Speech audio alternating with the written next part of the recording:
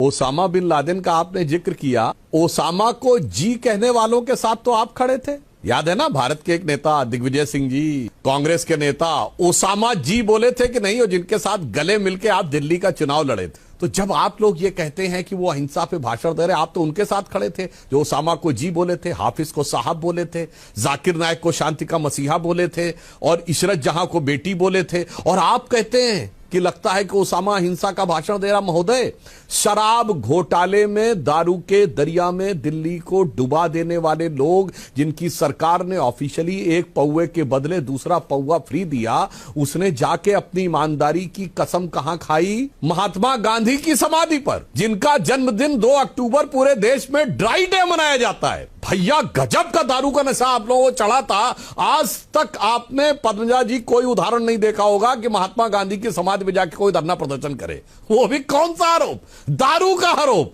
गांधी जी की समाधि पे आके।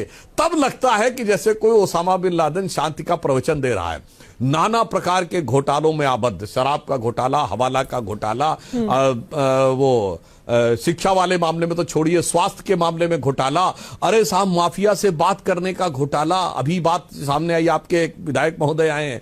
इतने विविधतापूर्ण आरोप आप लोगों के ऊपर लगते हैं कि मेरे ख्याल से लोग चकरा जाते होंगे कि नई राजनीति में कितना गजब। और जब ये कहते हैं कि इनके मुंह से, संजय जी, जब आज आपकी पार्टी कहती है गालीबाज पार्टी, तो मुझे याद आता है सारे नेता बेईमान हैं। ये किसने कहा था? राजनीति में आने से पहले आपके लोगों ने। सारी संसद चोर है, सारी कांग्रेस बेईमान है। शरद पवार जी जैसा बेईमान व्यक्ति, उनके वर्ड है, मेरे नहीं है। कैसे ये व्यक्ति सत्ता में रह सकता? इसे जेल में होना चाहिए। चौथा वाला, लाओ मुझे बनाओ सरकार दो, तो अभी सोनिया गांधी को और राहुल गांधी को डालकर ईडी में बुलाओ और देखो देखो भी पटापट कबूलेंगे ये।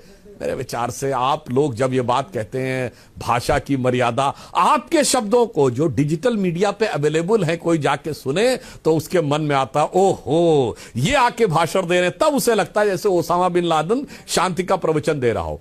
और रही बात, आपने सीएजी की बात कही, तो संजय सिंह जी, आप वरिष्ठ हैं, आप नेता सदन हैं आम आदमी पार्टी का, आपको पता है कि सीएजी में अगर कोई आपत्ति होती है तो वो संसद की कौन सी कमेटी में आती है? पीएसी में, पब्लिक अकाउंट कमेटी, लोक लेखा समिति। और लोक लेखा समिति का अध्यक्ष कौन होता है? पिछली बार कांग्रेस के नेता प्रतिपक्ष अधीर रंजन चौधरी थे, और इस समय केसी वेणुगोपाल है। तो बताइए ये पीएससी ने क्यों नहीं तलब किया अगर सीएजी का ऑब्जेक्शन है? सीएजी का कोई भी आपत्ति पब्लिक अकाउंट्स कमेटी में आती है, पब्लिक अकाउंट्स कमेटी के चेयरमैन ने क्यों नहीं लिया? यही होता है। वहां पे पता है तथ्य तो है नहीं, इसलिए पीएससी कॉल नहीं करेगी।